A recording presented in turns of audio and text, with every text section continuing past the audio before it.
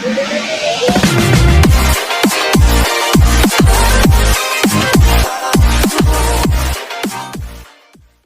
trauma, entah itu fiktif, entah nyata, entah apalah. Kita punya trauma kasus Siti Jenar. Orang yang mendalami la ilaha illallah secara intensif, ya, entah itu disebut kalimat sodo, bosuluk, boseloko, mbah kono semua. Orang yang memahami la ilaha illallah secara intensif, itu pasti menuju ilmu hakikat. Dan menuju ilmu hakikat pasti ngalami hakikat yang khoyali. Ini rungokno tenan iki. Hakikat yang nopo? Khoyali. Dan hakikat yang khoyali ini mulai menipu. Ya, kalau sudah begitu ruwet. Misalnya ngeten ya. Ketika kula maca nggih diskusi ini utai perdebatannya Kalijaga mbek Siti Jenar. Saat itu ada Sunan Bonang juga. Kamu sujud pakai apa Kalijaga? Ya pakai jasad. Dari Siti Jenar. Daging kamu itu hanya onggokan daging. Nanti itu jadi bangkai. Dan setelah jadi bangga itu habis. Kamu nanti ditulis Tuhan tidak termasuk yang sujud. Kebuat yang mbok sujud itu bentek. Mikir kan juga. Rugi ke sujud mbek bathuk mbek tangan. Jasad tem sampean iku entek. Ora ana sing crita kowe nak sujud mergo jasad itu mau sampean dadi bang. Lah nek ngono sujud ning hakikat ora usah bathuk, ora usah tangan, ora usah sikil, yo rohem iku lho kon sujud mbek pangeran. Nak sujud mbek fisik ku rugi wong fisik sampean. Mikir kali itu. Mungkin bolak-balik kali Joko mantan wali preman terus jadi debat pusing. Siti Jenar tahu belajar tak tahu menang Irak. Yang jelas yang mulang gak sadar mau orang menangi. Wah, ini menjadi perdebatan. Sehingga keyakinannya kayak Siti Jenar, la ilaha illallah itu ya wahdatul wujud itu, innalillahi wa inna ilaihi. Selama ini kalau orang syariat misalnya, orang syariat itu kalau ada orang mati, misalnya Kak Ruhin mati, ini aku kan muni innalillahi wa inna ilaihi raji'un, saiki Ruhin wis mate itu balik ning pengen. Itu cara wong hakikat kan salah besar. Orang mati itu tidak ada, cara ilmu hakikat dan orang mati itu tidak ada. Roh ini tersiksa di alam fisik. Jadi ruh ini tersiksa di alam fisik. Karena ketemu ning jasate Ruhin. Tersiksa dulu. Akhirnya apa mangane kudu kerja piring Jepang tersiksa roh. Asal roti mau tersiksa. Misalnya kiai pemangan ada kudu pidato 2 jam bareng tersiksa. Roh kenapa? Tersiksa. Mergo roh ora buta mangan, ora buta ngombe, tapi gara-gara melok fisik. Paham ya? Lho ini tenang sih, ilmu kenawarai ya bener. Lah kula boten. Sampeyan betul lho guru waras maksudnya nggih. Artinya waras secara akademik karena ada referensi, ada marojek, nggih. Waras secara hakikat. Kula niku umpama rasake sampeyan wis ilmu hakikat. Artinya saya juga ngalami ilmu hakikat. Lan ketika ini sekarang hikam, wong ora tau mukasafah ora usah jadi ulama. Entah sekian detik ulama itu harus pernah mukasafah. Biar merasakan ilmu nopo ada. Tapi ilmu hakikat itu bisa dilogika kan sebelum sampai secara musyahadah. Paling enggak bisa sampai secara logika. Manusia itu mulai Nabi Adam sampai sekarang itu kan punya roh dan roh itu tidak makhluk. Ya, roh itu tidak makhluk. Ketika roh itu diletakkan di jasad dia itu tersiksa. Karena ketika dia ke jasad fisik namanya mengalami keterpisahan dengan yang abadi. Dia ini ning jasad fisik tersiksa. Karena dia harus di alam yang kasat mata, alam mulki. Tersiksa. Ketika dia tersiksa, melok ruhin, akhirnya dia mangane kangelan, akhirnya lesu mangan. Padahal roh gak butuh mangan, perlu dicatat roh gak butuh. Ya ora butuh gunung kidul barang, kan roh ora butuh rabi. Paham kan? Ya ora butuh putus cinta, ora butuh pegatan, ora butuh macam-macam. Paham? Tapi karena dia nemplek jasad sing butuh mangan, butuh rabi, butuh wedoan macam-macam. Akhirnya roh tersiksa. Suatu saat kalau roh ini dalam bahasa manusia mati, ini dalam bahasa manusia mati. Ini hakikatnya roh itu tidak mati, dia kembali ke habitatnya. Ini disebut innalillah. Kita ini dari awal ya dengan Allah. Wa inna ilaihi juga kemudian nanti kita pasti kembali ke Allah. Dan itu diyakini betul oleh orang wahdatul wujud. Jadi kalau roh mati itu ya tidak ada mati. Roh sekarang itu kembali karena sudah lama mengalami keterpisahan mergo melok fisik-fisik dan ono kerja dasinan, ono nggo proposal ruwet roh melok. Paham itu? Kita di roh itu napa melok ruwet. Lah roh yo tersiksa, aku ora butuh mangan, ora butuh proposal, bocah ngalor. Itu tersiksa. Makanya dalam cerita-cerita Jalaluddin Rumi yang otentik di kitab-kitab begitu. Ketika beliau mau meninggal, muridnya itu nangis. Dari Jalaluddin Rumi, kamu jangan nangisi saya ini mau pesta, saya ini mau pesta perkawinan. Kamu tidak merasakan penyesalan saya ini lama menyesal karena harus hidup bersama kamu. Terus saya ini tersiksa karena ngalami alam yang rusak, yang fana. Alam yang fana. Harusnya roh saya itu di alam abadi, bukan di sini. Maka jangan tangisi kematian saya. Kematian saya adalah kembalinya roh ke habitatnya. Semenjak itu kematian dianggap malam perkawinan karena roh kembali. Walhasil ngono iku cara ilmu tasawuf bahasa Arab jenenge wahdatul wujud, kena Jawa Yogya Solo kok adane jenenge manunggaling kawula. Mergo sing rawan ngono rugen to, Pak. Nek iki tak terangno detail. Dadi bathuk mesti iki buku sujud kan niku sampeyan ilang. Dadi seksine ora ono cara teorine sinten Siti? Rugi kowe. Jadi ya kentur. Pak kali Joko mantan preman jak debat terus ora ngono mbok terus tak pateni kowe. Lah debat ini biar iso. Premane kumat. Ya ta preman jak debat ilmi. Ngono ku model. Kali Joko yo ora salah, dise Dina Umar nggih ngoten. Soal Umar sahabat top. Lah jak debat atau milih patenane ya Rasulullah.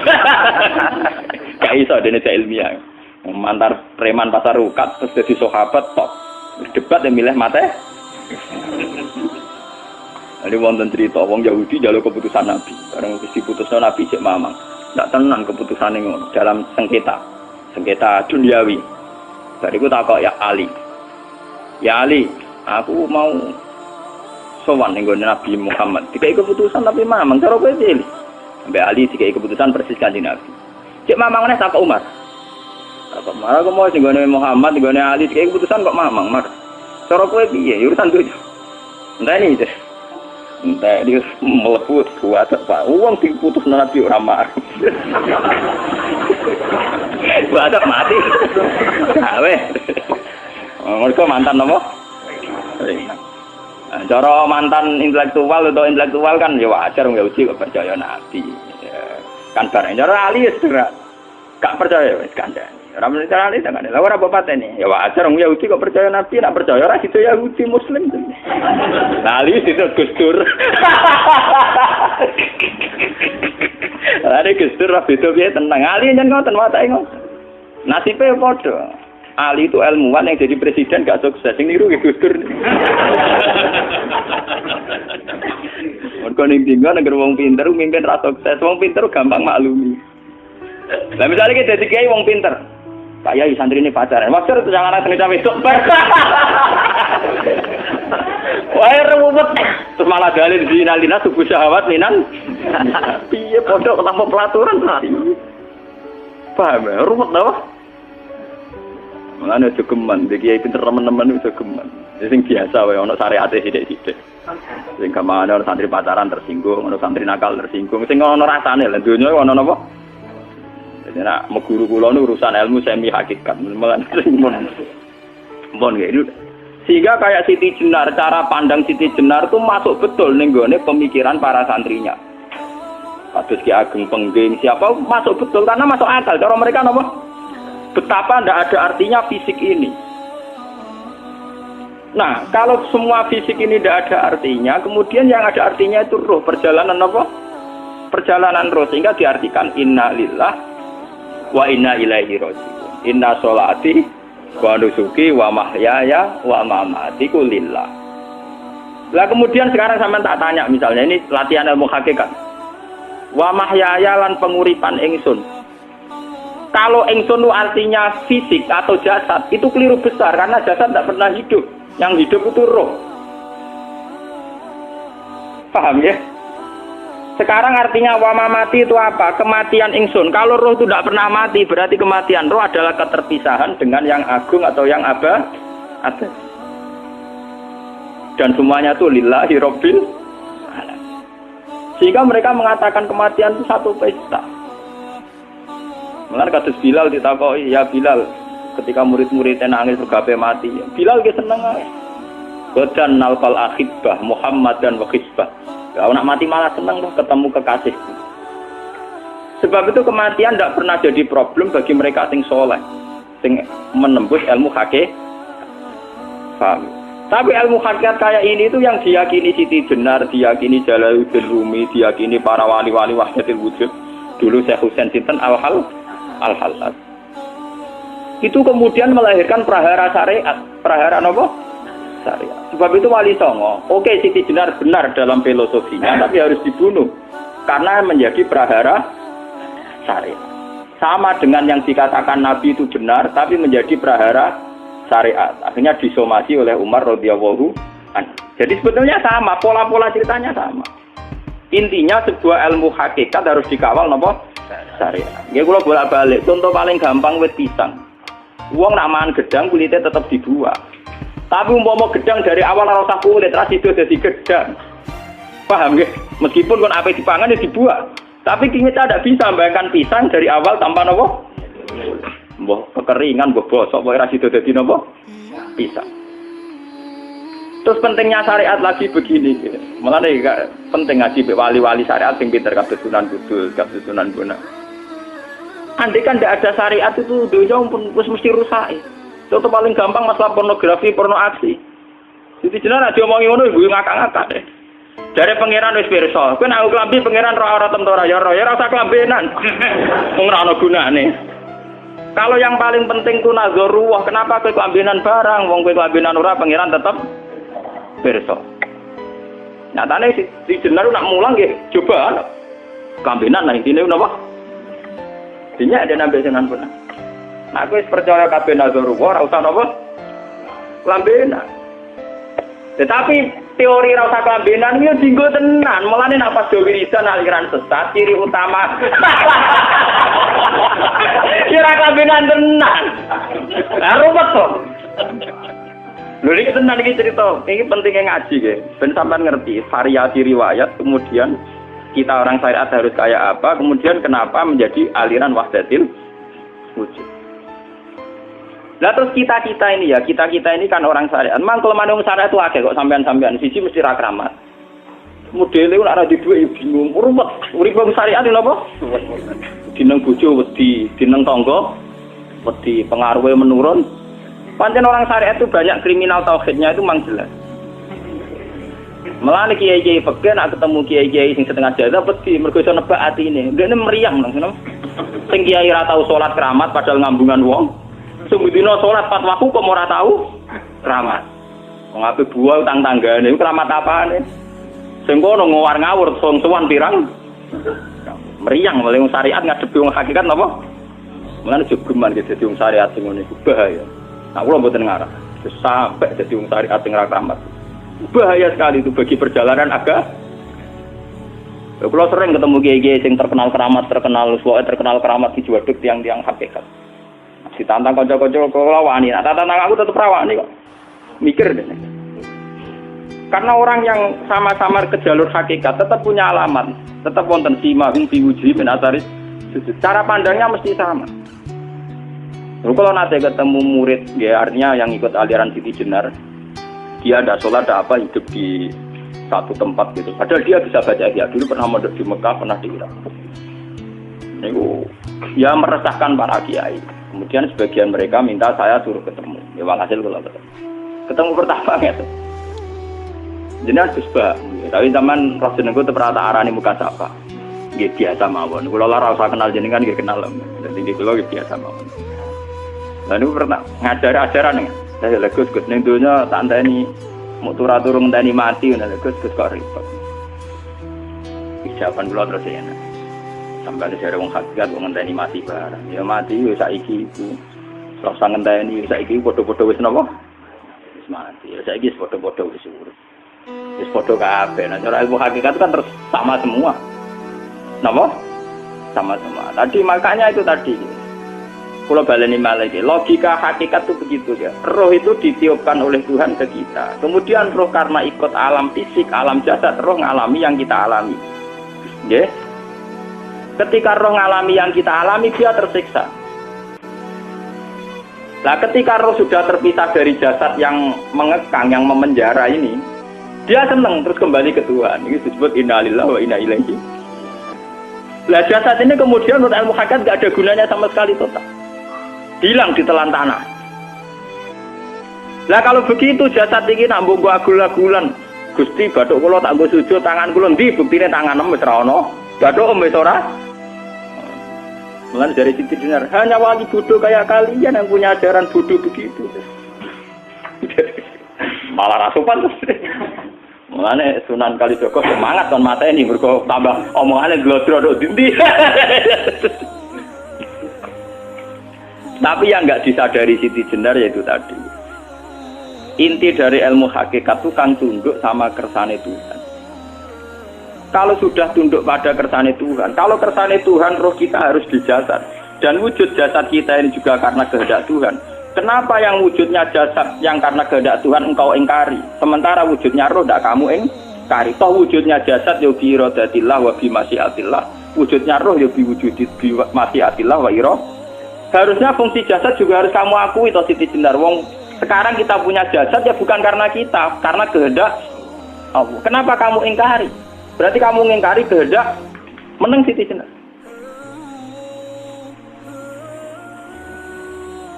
Makanya hakikat yang pertama saya itu pasti khayal. Lah Siti Jenar itu hakikatnya baru yang sampai khayal itu. Jika dia tersesat. Sebetulnya kalau sudah hakikat beneran itu tidak perlu khayal begitu. Artinya tidak perlu khayal. Jasad kita yang senajan ora ana gunane ini. Tetap piye wae wujudnya karena kehendak Allah. Juga kita harus terima. Apapun kekurangannya, apapun kenaifannya, ironisnya harus kita terima. Ini sebagai bentuk penerimaan kita pada masyiatil. Begitu juga keadaan roh kita sebagai penerimaan atas masyiatil. Meskipun ada teori-teori roh yang lebih valid. Lebih valid misalnya begini. Kanjeng Nabi itu suatu saat ininya terputus karena perang Uhud. Itu Kanjeng Nabi dia dolanan drijine ini. Napa cara niki napa jari jemari ini Nabi putus. Iki dolanan. Jadi Nabi sendiri kadang sering ngajarkan ilmu hakikat. Hal lagi illa usbun udmiyat wa fi sabilillahi ma lafitu. Kowe ora trimo fisik, bentuk fisik jari jemari sing ditebir berdarah. Tapi nak kowe wis fisabilillah ayo wis balik ning habitatem. Jika kenapa para sahabat itu ketika dicincang, ketika putus tangannya, putus kakinya, sahabat yang usul ke ilmu hakikat itu malah senang. Karena jasad kita ini kan ila sabilillah menuju jalan Tuhan. Sekali dia sudah terluka fisabilillah itu sudah menemukan formatnya. Cara teori Cina bisa menemukan formasinya. Paham gitu? Ora kok malah ngeluh itu berarti goblok kok ngeluh, paham no? Paham ini apa? Jadi, makanya Nabi ngertikan ya itu sudah ketemu formatnya. Ketika rohnya para syuhada nanti kembali ke Tuhan ya ketemu formatnya lagi. Itu disebut wala taqulu lima yuqtalu fi sabilillahi amma. Dia tidak mati sesuai formasi awal, yaitu roh kembali ke Tuhan dan jasad ikut mengawal. Nah itu Nabi kadang ya pakai ilmu hakikat begitu. Mulane kula bolak-balik matur, kula niku nggih mulai umur 20 tahun napa pinten. Kula ngadeni nggih gadah penyakit dan ekstrim penyakit saya. Sampai saat ini kula nak ngobatno ndak lebih 50% nggih karena saya tetap berpikir. Misalnya cara syariat kan berobat, tapi cara hakikat apa betul keberadaan saya di alam ini penting. Sehingga aku kepengen urip tak bela-belani ngantek ratusan juta. Jangan-jangan penting mati ikuti bang urip. Lah nak ngono lha apa tak bela-belani? Entek ratusan juta. Jadi misalnya kita berobat ya mau ya cari nabi kan berobat ya berobat. Pokoknya kita Islam nggak sih mau geruda-gerudu kadang orang paham. Sekali kamu mengamati dengan sisi hakikat, coba sekarang sampean pikir, coba sekarang nggak pakai logika hakikat, pakai logika syariat saja. Saya ini misalnya asetnya 10 juta, misalnya, saya punya aset 10 juta. Tapi misalnya aku rugi nawan atau dipengaruhi di masa depan sama nih, kalau kulo kan soalnya cara teori di masa. Misalnya kulo rugen, artinya kere di duit 10 juta aset. Tujuan saya sembuh kan supaya aku iso sembuh sehat, engkau iso kerja untuk anak. Tapi karena saya sakit nanti operasi tidak 10 juta. Operasi tidak 10 juta. Wong aku repair mesti iso marisi anak. Apa mana nak duit 10 juta, tak ada gue berobat, malah jelas ra iso marisi. Lah anak ngono penting matiku ya dibagi 10 juta. Karuan iso diwaris langsung. Sementara anak aku mari dibiayai 10 juta, rong mesti mari 10 juta mesti entek. Artinya tidak ada jaminan kalau berobat itu secara visi ke depan lebih baik. Soalnya malah ngentekno donya, nggak jelas akibat positifnya. Misalnya tetap lumpuh, duit entek. Teori loh, Bapak, artinya apa? Teori hakikat tetap lebih benar bahwa hidup itu tidak ada artinya, semua itu tidak ada artinya. Berobat apa enggak berobat semuanya tidak ada arti. Teori loh gini. Sehingga kalau kita tengah-tengah aja tengah-tengah, kasus kula misalnya loro nggih berobat. Gusti separuh kula nglakoni syariat, tapi sebagai kula ulama fikih iki separuh kula lakoni napa? Jadi kula tetep mboten ngarah obat 100%. Tapi orang ngarah berobat wong kula tiyang napa? Syariat. Tapi memang faktanya itu begitu. Cara Kanjeng Nabi kadang Kanjeng Nabi berobat. Kadang Kanjeng Nabi wis nikine tercincang dige guyon. Wahal laki illa usbuun utwiyat ora apa diri sing gak melok-melok. Nah, bukti bahwa jasad ini begitu tidak penting. Kayak Sayyid Hamzah. Mulai Sayyid Hamzah nganggep wahyu bentone ra karuan. Kalau teori Siti Jenar itu benar, teori Jalaluddin Rumi benar teorinya lho, ora kok ra salate lho, maksudnya kok nang anut ra salate. Benar cara analisis roh. Ketika Sayyid Hamzah dinyatakan mati oleh manusia, oleh hukum manusia dinyatakan mati karena dia sudah tidak bergerak. Dalam teori hakikat kan rohnya Sayyid Hamzah sudah fi khawasili tuyurin khudrin. Rohnya sudah diambil Tuhan, tidak mati. Paham ya? Ketika rohnya Sayyid Hamzah sudah diambil, jasad ini sudah tidak punya rasa. Sekarang secara syariat kasat mata kita tahu, wong jasad tak diinfus, di sayat-sayat dioperasi ora krasa. Apa meneh saiki ruhe wis bisa. Lah ya jasad itu cek gampange, dioperasi dibius saja terus tidak kerasa. Apalagi rohnya sudah diambil. Lah saiki bayangkan, ketika Sayyid Hamzah itu sudah di atas, niku kira-kira delok wahsi ra wong bentuk. Lho wong kok baca igabus. Ketika jasad benar-benar tidak penting, kemudian jasadnya Sayyid Hamzah kan dicincang oleh wahsi. Ketika rohnya sudah diambil kan Hamzah tidak merasakan. Berarti Sayyid Hamzah guyu-guyu wahsi. Wahsi cek bentuk nih gabus dicincang. Paham ya? Lho niki tenan. Artinya ketika pandangan manusia iba kepada Sayyid Hamzah karena dicincang, dimutilasi oleh wahsi. Wahsi tidak mengalami Pak Sinten, Sayyid Hamzah tidak mengalami apa-apa karena rohnya sudah bersama Tuhan. Dan iso wae Sayyid Hamzah malah guyu-guyu wahsi. Cek gobloke. Gabus kok dicincang. Lah nak ngono rak mirip, makanya nggih. Dalam hal ini itu dalam teori roh itu sebetulnya Siti Jenar tidak sesat dalam teori roh. Tapi jangan katakan itu penemuannya Siti Jenar. Siti Jenar itu terlambat. Sebelum itu ada Husain Al-Khallas, sebelum itu ada Jalaluddin Rumi, sebelum itu juga ada sahabat, ada nabi. Cuma cara aplikasinya Siti Jenar melenceng. Jadi jangan katakan kok tak kampus-kampus, itu pendapat Siti Jenar itu malah goblok meneng. Siti Jenar itu wis anut, paham nggih maksud apa? Wis anut. Nah, teori yang sama terjadi pada Yesus Kristus. Ketika Yesus misalnya secara lahir dicincang, dimutilasi, diapakan oleh orang Yahudi. Sebetulnya rohnya dia sudah bersama Tuhan, kembali ke Tuhan Bapa, nah cara Kristen. Nah cara Islam ya balik ning pangeran. Andaikan itu iya, itu ya ada masalah karena hakikatnya dia tidak dicincang, tidak dibunuh. Andaikan iya lah, tentu menurut Islam yang dibunuh Yudas atau siapa itu yang masuk bialah. Tapi sama sebetulnya teorinya sama. Kalaupun iya ada masalah. Oke, kalau misalnya Nabi Isa karena ada kontroversi menyangkut dia atau Yudas. Sekarang yang Zakaria dan ya. Zakaria Yahya itu dicincang betul oleh orang Yahudi, matinya dimutilasi. Tapi dia tidak apa-apa. Karena ketika beliau dicincang, rohnya sudah diambil. Ini rumah tenan kan, ben kira untuk kendel mati paham kan ya. Dadi maksudnya niku kula ajari nak mati itu tidak problem nggih. Niki kalau urip wedi lho. Nah ini ben sampean paham nggih. Kaitan la ilaha illallah ini nanti semuanya sama kaitan sama apa? La ilaha illallah. Ini nanti ujungnya sama dengan la ilaha illallah. Begitu juga seterusnya. Misalnya Yahya kalian sinten? Zakaria.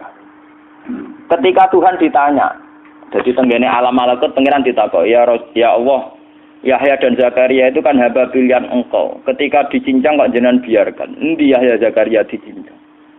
Aku iku ora goblok jare pengen. Sedurunge dekne dicincang jasate ruhe tak jupuk. Dadi dekne ora krasa blas. Begitu juga yang tafsir-tafsir sampean lihat wa Maryama. Sayyidah Maryam yang istrinya Fir'aun. Itu kan dia iman sama Nabi Musa Asiyah, ya Asiyah imro'ati napa? Fir'aun. Asiyah imro'ati Fir'aun, ya. Itu kan dihukum oleh Fir'aun. Ketika mau ditumpaki napa? Batu besar. Iku Allah ketika di pangeran, ya malaikal mauti, cepat ambil rohnya sebelum dihunjami batu besar. Terus rohnya diambil. Sebab itu dalam hukum Tuhan, Tuhan itu tidak merasa bahwa Tuhan membiarkan Asiyah, membiarkan Hamzah, membiarkan Yahya, membiarkan Zakaria. Dalam hukum Tuhan semua orang ini roh-roh terhormat. Akhirnya nak anggo teori iki sing nyincang malah goblok wong gabus goblok cincang ngono lho. Nah anggo teori iki malah berbalik, sing goblok sing nyincang. Paham?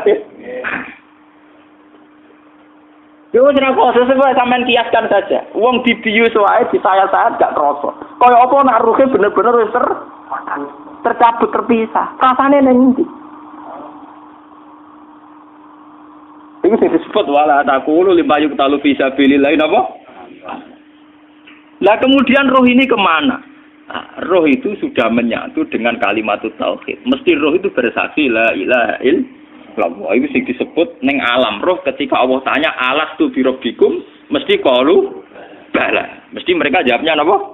Bala. Karena alam roh tentu lebih mudah bersaksi akan keberhadiran dan keeksistensi Tuhan Allah Subhanahu wa taala.